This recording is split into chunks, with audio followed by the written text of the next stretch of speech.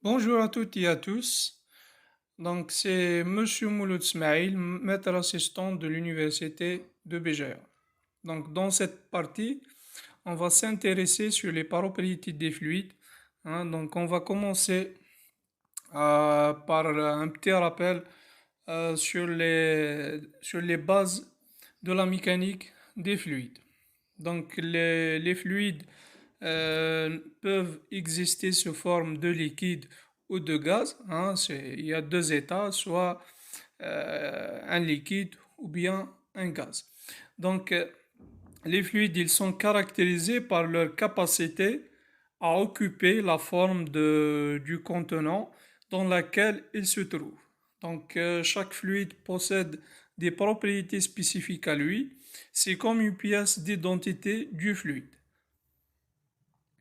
Ces propriétés déterminent la façon dont les fluides peuvent être utilisés dans l'ingénierie et la technologie. Ils déterminent également le comportement des fluides. Donc voici quelques-unes des propriétés de base importantes. On va s'intéresser à la viscosité et à la masse volumique du fluide. Il y a d'autres propriétés comme le coefficient d'expansion thermique, la résistance thermique, mais on va s'intéresser sur les propriétés de base. Donc la masse volumique par définition est la masse du fluide par unité de volume. C'est très simple. Donc les liquides sont généralement classés comme des fluides incompressibles, c'est-à-dire qu'ils ne subissent pas un changement de volume sous l'effet de la pression. En revanche, les gaz sont des fluides, ce qu'on appelle des fluides compressibles, qui peuvent subir des changements importants sous l'effet de la pression. Donc voici quelques chiffres. Donc les masses volumiques de certains fluides. Donc à titre d'exemple, le mercure, donc il fait 13 kg par litre. Dans un litre du mercure, donc il fait 13 kg,6. Par contre, un litre d'eau, donc il fait 1 kg. Il faut noter aussi que ces propriétés changent en fonction de de la température, c'est-à-dire que les fluides, la masse volumique des fluides change en fonction aussi de la température. Je vous propose trois manipulations pour déterminer la masse volumique. La première avec un becher gradué. Donc ça consiste à peser un becher vide sur une balance pour noter la masse du becher vide. Après, il faut remplir le becher avec un liquide et noter son volume.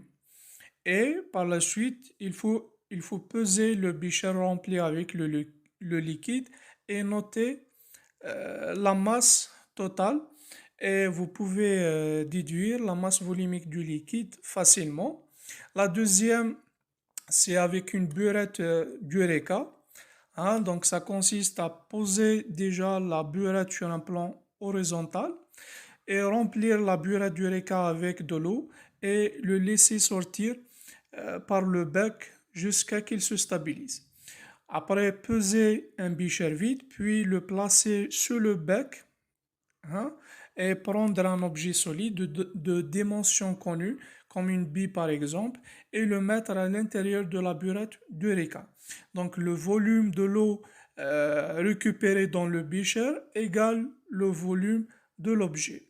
Après, il faut peser une deuxième fois le becher plus l'eau et déduire la masse volumique de l'eau. Ici, vous pouvez aussi déduire facilement la masse volumique du fluide. La troisième, avec une fiole à densité. Il faut commencer déjà par sécher les parois de la fiole, s'il y a des fluides sur les parois, et peser la fiole vide avec son bouchon, et ensuite remplir la fiole fluide comme l'eau par exemple, sécher les parois extérieures de la fiole et vérifier que le liquide dans les orifices est au niveau. peser encore une fois la fiole avec le liquide et déduire la masse du liquide. Et puis, vous pouvez déduire la masse volumique du liquide. Le deuxième paramètre, c'est la viscosité. La viscosité, donc, elle mesure la fluidité d'un liquide, c'est-à-dire à quel point il résiste au mouvement. Les liquides visqueux, comme le miel, ont une viscosité élevée, ce qui signifie qu'ils coulent lentement. Les liquides moins visqueux, comme l'eau, ont une viscosité plus faible, ils coulent plus facilement. C'est-à-dire que la viscosité caractérise la résistance du fluide à l'écoulement par la masse volumique. Donc c'est très simple, il suffit de diviser la viscosité dynamique sur la masse volumique pour obtenir la viscosité cinématique. Donc afin de déterminer la viscosité dynamique d'un liquide, par une petite expérience, donc on utilise dans la manipulation un viscosimètre à chute libre.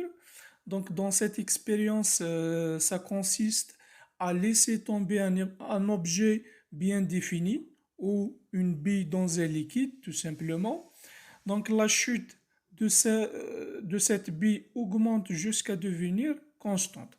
Donc si on applique la somme des forces égale 0, donc les forces qui s'appliquent sur la bille, donc il y a la traînée, c'est la résistance du fluide à l'écoulement due à la viscosité du fluide. Donc il y a la traînée, elle freine le mouvement du fluide. Il y a la poussée d'Archimède, c'est-à-dire le fluide, il pousse la bille vers le haut, hein, et le poids de la bille qui tire la bille vers le bas. Donc, comme la vitesse est constante, donc l'accélération égale 0. Donc, si on fait la somme des forces égale 0 et on développe un peu l'équation en équilibre, donc on obtient cette équation. Donc il nous reste dans cette équation à déterminer la vitesse du déplacement de la bille pour déterminer la viscosité. Donc j'espère que cette vidéo était très bénéfique. Si vous avez des questions, vous pouvez me contacter par mail ou me laisser des commentaires sur la page. Je vous donne rendez-vous sur la statique des fluides dans la prochaine vidéo. Donc je vous dis à très bientôt et portez-vous bien.